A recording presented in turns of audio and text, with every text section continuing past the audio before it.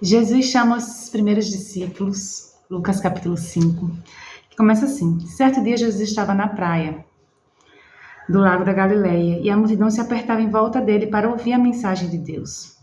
Ele viu 2 barcos no lago, perto da praia.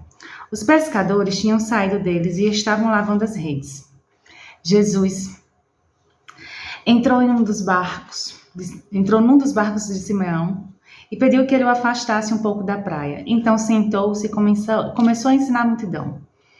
Quando acabou de falar, Jesus disse a Simão: leve o barco para um lugar onde o lago é bem fundo, e então você e seus companheiros joguem as redes para pescar. Simão respondeu: Mestre, nós trabalhamos a noite toda e não pescamos nada. Mas já que o Senhor está mandando jogar as redes, eu vou obedecer. Quando eles jogaram as redes na água, pescaram tanto peixe que as redes estavam se rebentando. Então fizeram um sinal para os companheiros que estavam no outro barco, a fim de que viesse ajudá-los. Eles foram e encheram os 2 barcos com tanto peixe que os barcos quase afundaram. Quando Simão Pedro viu o que havia acontecido, ajoelhou-se diante de Jesus e disse: Senhor, afaste-se de mim, pois eu sou um pecador. Simão e os outros que estavam com ele ficaram admirados com a quantidade de peixes que haviam apanhado. Tiago e João, filho de Zebedeu, que eram companheiros de Simão, também ficaram muito admirados. Então Jesus disse a Simão: não tenha medo, de agora em diante você vai pescar gente. Eles arrastaram os barcos para a praia, deixaram tudo e seguiram Jesus. Certa vez, Jesus estava numa cidade onde havia um homem que tinha o corpo todo coberto de lepra. Quando viu Jesus, o leproso se ajoelhou diante dele, encostou o rosto no chão e pediu: Senhor, eu sei que o Senhor pode me curar se quiser. Jesus estendeu a mão, tocou nele e disse: sim, eu quero, você está curado. No mesmo instante, a lepra desapareceu. Então Jesus lhe deu esta ordem: escute, não conte isto para ninguém, mas vá pedir ao sacerdote que examine você. Depois, a fim de provar para todos que você está curado, vá oferecer o sacrifício que Moisés ordenou. Mas as notícias a respeito de Jesus se espalhavam ainda mais, e muita gente vinha para ouvi-lo e para ser curada das suas doenças. Porém, Jesus ia para lugares desertos e orava. Um dia Jesus estava ensinando e alguns fariseus e alguns mestres da lei estavam sentados perto dele. Eles tinham vindo de todas as cidades da Galileia e da Judéia e também de Jerusalém. O poder do Senhor estava com Jesus para que ele curasse os doentes.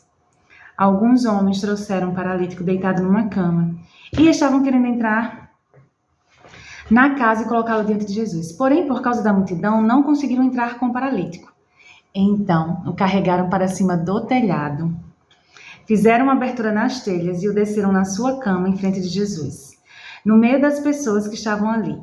Jesus viu que eles tinham fé e disse ao paralítico: meu amigo, os seus pecados estão perdoados.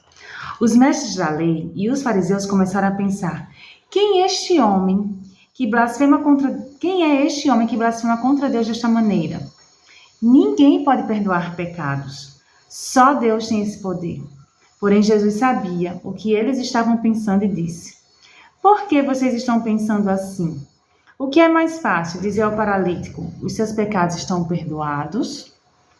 Ou levante-se e ande, pois vou mostrar a vocês que eu, o Filho do Homem, tenho poder na terra para perdoar pecados. Então disse ao paralítico: eu digo a você, levante-se, pegue a sua cama e vá para casa. No mesmo instante, o homem se levantou diante de todos, pegou a cama e foi para casa, louvando a Deus. Todos ficaram muito admirados e cheios de medo, louvaram a Deus dizendo: que coisa maravilhosa que nós vimos hoje. Depois disso, Jesus saiu e viu um cobrador de impostos, chamado Levi, sentado no lugar onde os impostos eram pagos. Jesus lhe disse: venha comigo. Levi se levantou, deixou tudo e seguiu Jesus. Então Levi fez para Jesus uma grande festa na sua casa. Havia ali muitos cobradores de impostos e outras pessoas estavam sentadas com eles. Os fariseus e os mestres da lei, que eram do partido dos fariseus, ficaram zangados com os discípulos de Jesus e perguntaram: por que vocês comem e bebem com os cobradores de impostos e com outras pessoas de má fama? Jesus respondeu: os que têm saúde não precisam de médico, mas sim os doentes. Eu não vim para chamar os bons, mas para chamar os pecadores. a fim de que se arrependam dos seus pecados. Algumas pessoas disseram a Jesus. Os discípulos de João Batista jejuam muitas vezes e fazem orações, e os discípulos dos fariseus fazem o mesmo. Mas os discípulos do Senhor não jejuam. Jesus respondeu: Vocês acham que podem obrigar os convidados de uma festa de casamento a jejuarem enquanto o noivo está com eles? Claro que não. Mas chegará o tempo em que o noivo será tirado do meio deles. Então, sim, eles vão jejuar. Jesus fez também esta comparação. Ninguém corta um pedaço de uma roupa nova para remendar uma roupa velha. Se alguém fizer isso, estraga a roupa nova. E o pedaço de pano novo não combina com a roupa velha. Ninguém põe vinho novo em odres velhos. Se alguém fizer isso, os odres rebentam. O vinho se perde e os odres ficam estragados. Não, vinho novo deve ser posto em odres novos. E ninguém quer vinho novo depois de beber vinho velho, pois diz, o vinho velho é melhor. Amém? Então, esses são mais feitos de Jesus, são mais milagres de Jesus, e eu não canso de repetir isso. Eu acho muito interessante como as pessoas, elas, primeiro, antes de chegar em Jesus, elas já sabem o que querem. Elas já sabem o que querem, por mais que você diga assim, mas Aline, é óbvio que um paralítico, o que ele mais quer é andar. E eu continuo dizendo, às vezes não é tão óbvio assim. Às vezes tem pessoas que se apegam às suas dores, às suas feridas, às suas enfermidades. Porque é através dessas dores e enfermidades que elas têm a atenção de algumas pessoas. Então a gente precisa realmente nos colocarmos diante de Deus com muita honestidade e pedir que o Senhor faça a sua vontade em nossa vida, mas a gente precisa ser transparente com o Senhor. A gente precisa realmente falar, Senhor, eu quero a minha cura. Eu não quero mais depender de migalhas de atenção. Eu não quero depender de esmolas, né? Porque os cegos dependiam de esmolas. Então, que você reflita da forma que o Senhor falou com você, porque com certeza, num texto como esse, num capítulo como esse, o Senhor fala de várias e várias maneiras. Essa é a maneira que me chama a atenção, né? Essa situação das pessoas já irem atrás sabendo o que querem, sabe? Porque quem não sabe o que quer, quem não sabe para onde vai, perde ricas oportunidades.